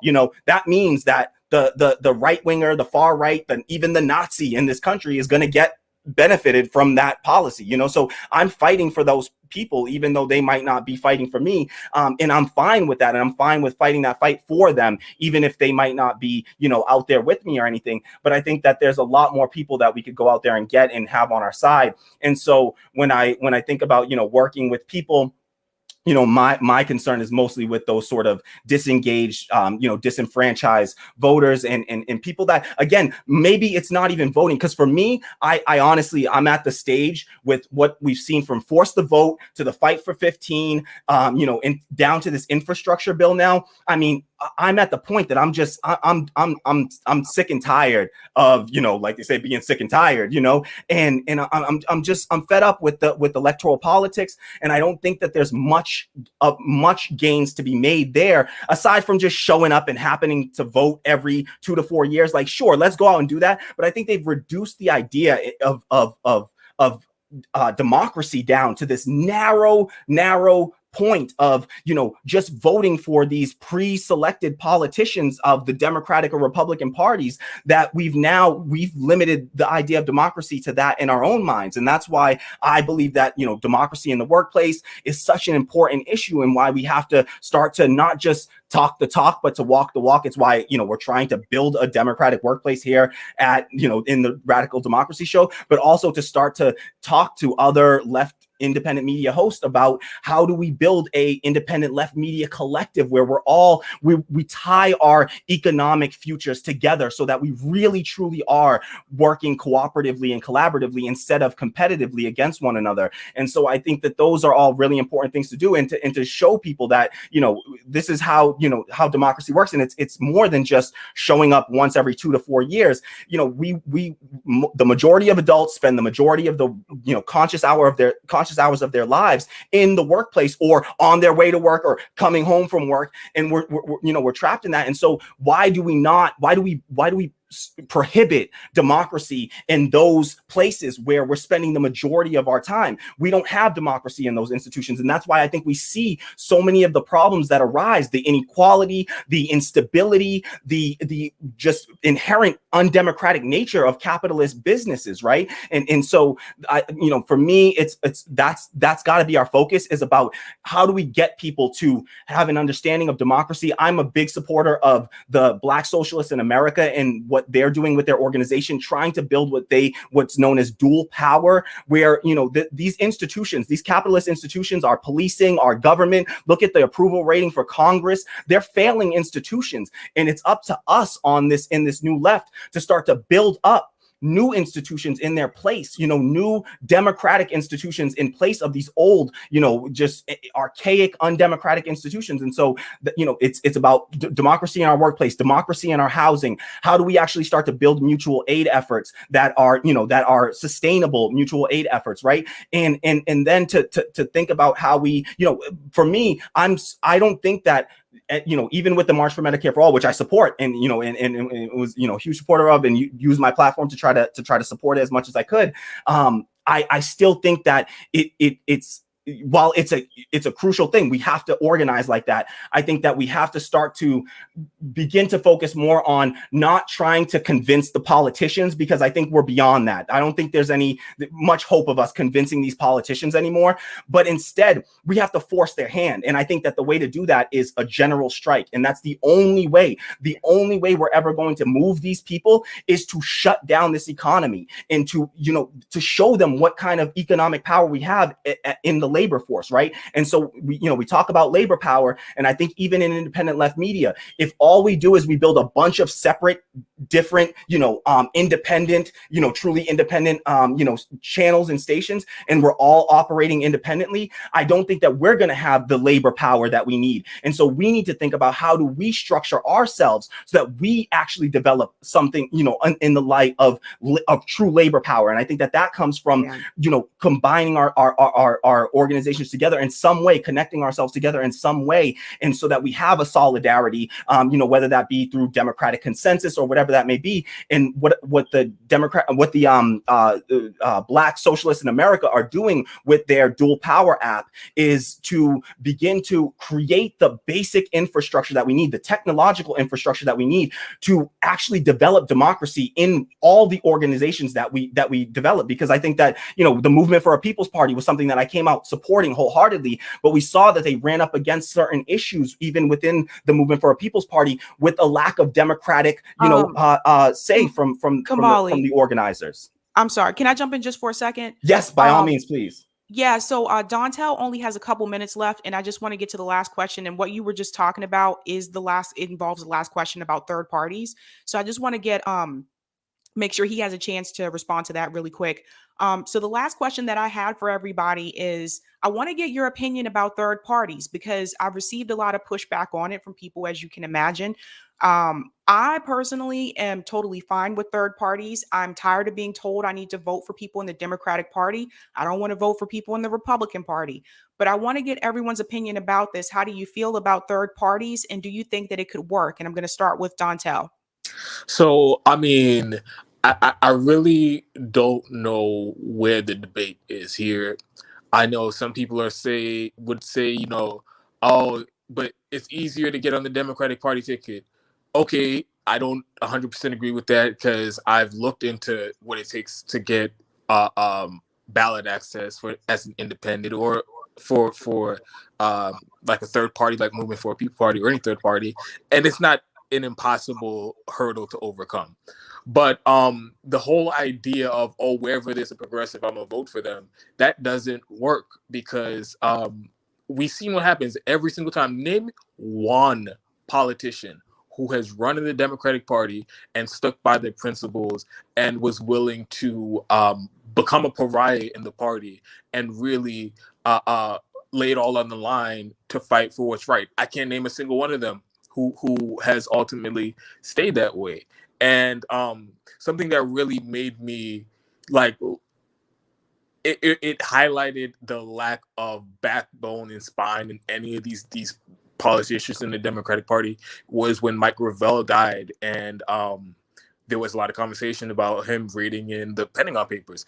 I can't think of a single Democrat, progressive Justice Democrat, Bernie Sanders. I can't think of a single one of them who'd have the balls to do that in this day and age. And a lot of that is because they're beholden to the Democratic Party and they are tied to the status quo and they don't want to rock the boat. And if we keep feeding more people into that machine, then we're just going to keep producing the same results. So I don't know, after this like 40-year experiment of trying to reform the Democratic Party, like what is it going to take? Where's the line in the sand for you before you can say, all right, this is enough? Because I would think the implosion of the Justice Democrats and this whole Bernie Sanders movement would have been enough. But no, they still want more. They still want you to keep giving your money to them. They still want you to keep voting for these politicians as if we don't know, as if we haven't been to this movie before. We haven't done this dance and we don't know how it's going to end. So for me, electorally, a third party is the only option, or coalition between independent candidates running and third parties. That's the only feasible option to get elect politicians who aren't going to be immediately beholden to the demands of a party, one of the duopolies party structures. And but in terms of just the general direction of what needs to happen, I think before we even get invested into another electoral politics, another endeavor in the realm of electoral politics, I think we really need to have perspective and understand that no matter what we do with a third party right now, it's not going to address the immediate crisis that we're in, the worst economic crisis in history, in U.S. history, and this pandemic.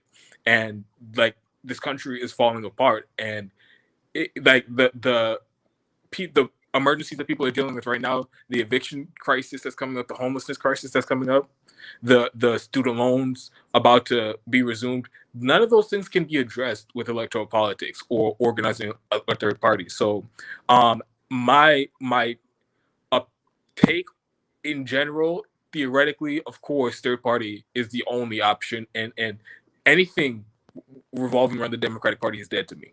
But I don't think that a third party should be our focus. I think like how Movement for a People Party, they showed up at the marches for Medicare for All, and they try to get involved that way. Then as long as they're helping in the direct actions, of course, support that. But I don't think the main focus should be electing politicians. I think it should be forcing the politicians that are in office right now to do their job. And then, of course, every election cycle, we take the wins where we can get them in terms of growing the third party and things like that. But I really do think direct action is where the focus should be. Awesome. We have 15 minutes left. Let's get Jackson in here. Yeah, definitely. I won't be voting for any Democrats or Republicans moving forward. I mean, there's really no reason to. They've given us no reason to vote for them.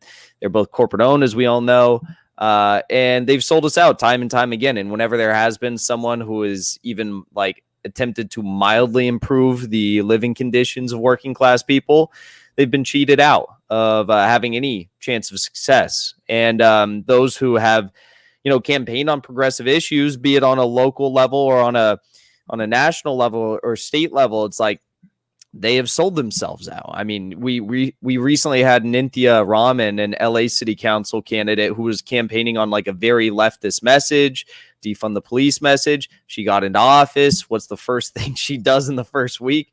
She gives more money for like funding for school police. So I don't trust Democrats. I don't trust Republicans. It's really, yeah, I mean, it's not like we should be putting a whole lot of trust in any politician. But it's a matter of like, can we at least get some people who will begin fighting? Can we do that? And I think the only way that we even have a chance of doing that is with a third party. So I support third parties, be it PSL, Green, People's Party. Like I support all of these parties. And I also support independent candidates, and I support what Shama Sawant is doing. And I think it's really incredible. But I think the movement is always going to be rooted in the streets, and that's why so many of us, like all these channels most of these channels who are here today, do real grassroots activism and organizing. And I think that's one of the big things that differentiates our channels from other more legacy channels that used to do that kind of work.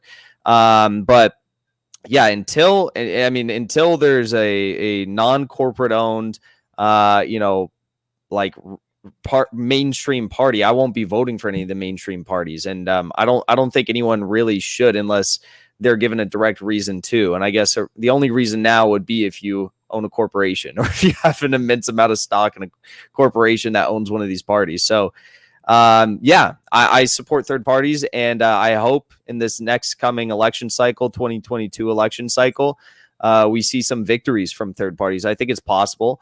And I think definitely, like what I cover a lot on my show are Latin American politics, and I just try to keep a pulse on what's happening down there. And you see all of these great leftist successes in electoral politics built on the backs of these new third parties that are prioritizing working class interests and are really being guided by like a lot of indigenous people in each of these countries. And I think we have the capacity for that change here. So I'm looking forward to it. But there's no reason to vote for Democrats or Republicans. Well said. 12 minutes. Franco. Yeah, so trying the same thing over and over again and expecting a different result is the definition of insanity, right? So we're all on board that we're not going to vote for the Democratic Party anymore, right? I don't trust any politician. But our elections are privately owned. And we saw what they did to Bernie Sanders. Like even as we're discovering now, he wasn't as progressive as we thought he was. But even like a single bit of progressivism is seen as a threat to the establishment. They're going to do everything that they can to smash that and prevent that from happening. They're going to do everything that they can to prevent a third party from succeeding. So for people out there that support third parties, I just want to say that's fine, but don't put all your hopes for just that. Don't solely rely on that, right? Because as far as I can see, and they're going to need some integrity activists to work with, I don't see a solid plan that they have to overcome all these hurdles that the establishment has against them. It's going to be like, and do we have time to wait for just a third party to come save us? To me, I see it like to how people think that an AOC or a progressive Democrat will save us. No one is going to save you other than you. So you have to take action for yourself. Help wake people, talk to people in your community. You have to be open to how they're going to be. They're going to be different than you because they were born into different circumstances. They went through different experiences, and you're just going to have to find a way to approach that conversation, try to wake them up.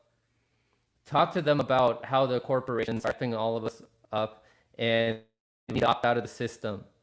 But as far as third parties, like I mentioned, like there's a bunch of articles that talk about how our elections are privately owned. They're going to do everything that they can to prevent a third party from winning. So that just don't put all your chips in one basket. Look for other solutions. Like opting out. Don't give these corporations any more power. Because every election cycle, these corporations become more and more powerful because these politicians that they pay are implementing policies to make these corporations more powerful. And so as these corporations become more powerful, then they make it even more difficult for third parties or progressive candidate to win an election. So we're gonna have to be aware of that, and we're gonna have to look for solutions outside of electoral politics. So that's pretty much all I have for now for that. I think that deserves its own long panel because there's a lot to say there about that.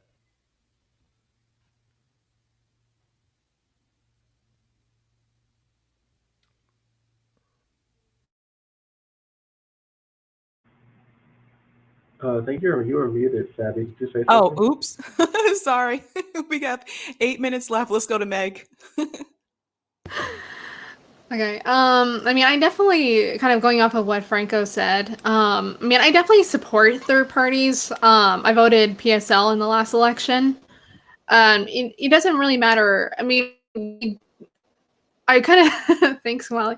But I feel like we do need to kind of build up, pick one party, just kind of build it up. That way we can start building up that power and at least trying to get to, 5%. That way we can see that party get to whether it's a workers' party, PSL, Socialist Alternative, Green Party, MPP. I don't know. I don't know which one is the best choice. I really don't. But we have to be building up third parties in order to at least try to get the 5%, get that funding.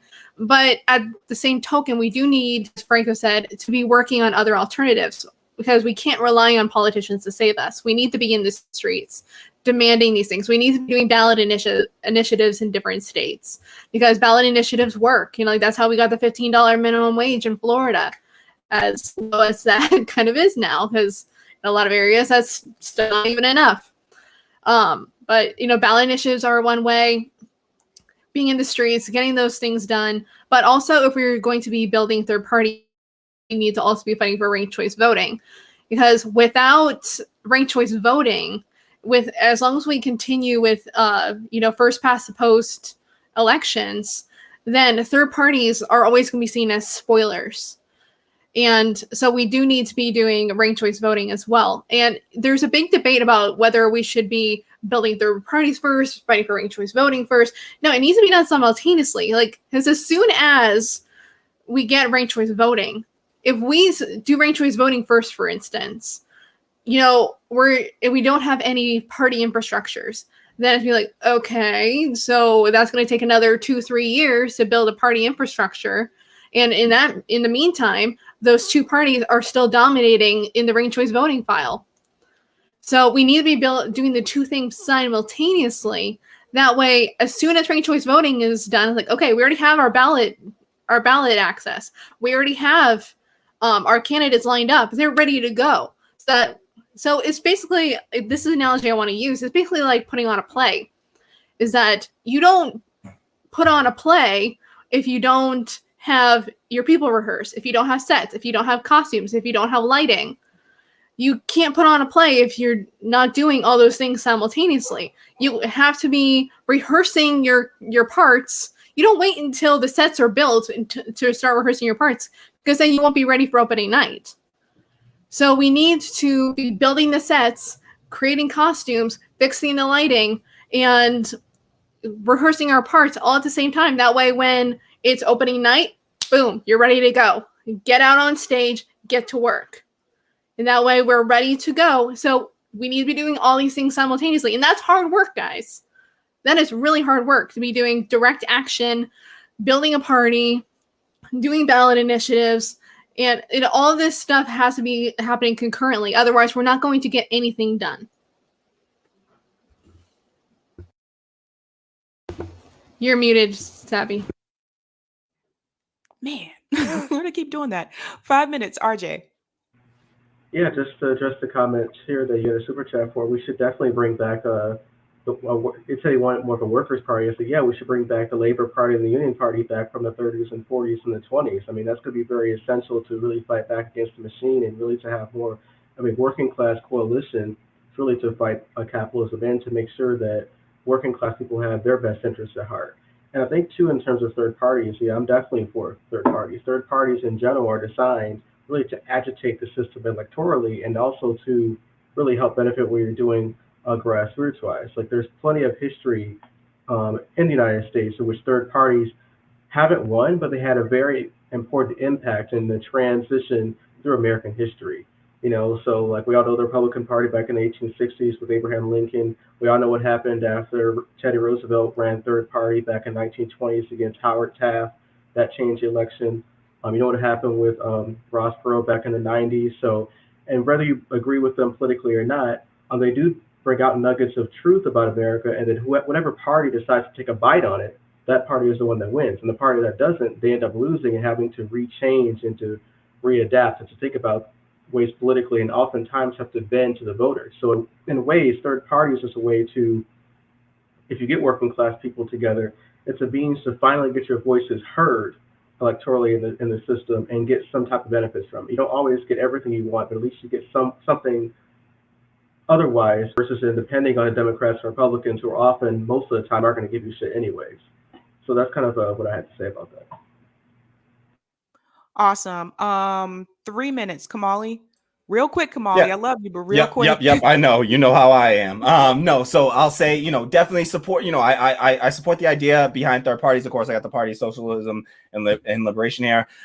But I wholeheartedly support the idea of third parties and pushing for third parties. But I do, I just emphasize that I don't think that the electoral path is our path to saving ourselves here. I just think that it has to come from grassroots, local sustainability movements, fighting within our communities, getting out into our communities and actually starting to build up these institutions through building dual power, again, just, in order to, provide the infrastructure that people are going to need. I don't think that we're going to have a way to get around policing until we build up the other institutions that substitute for policing, right? So, people aren't going to be comfortable with the idea of getting rid of or abolishing police until we build up the institutions that they can use, the groups that you can call in order when you have a problem with homelessness or mental health, so we have to start to build these things up. I think that the way that we build those up is by, doing local sort of, I think that mutual aid efforts can be a crucial,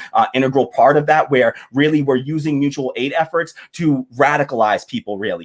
They did this, in some sections of the DSA, even, where they would go out and they would, do these mutual aid efforts of like fixing people's car lights and stuff, their headlights and stuff.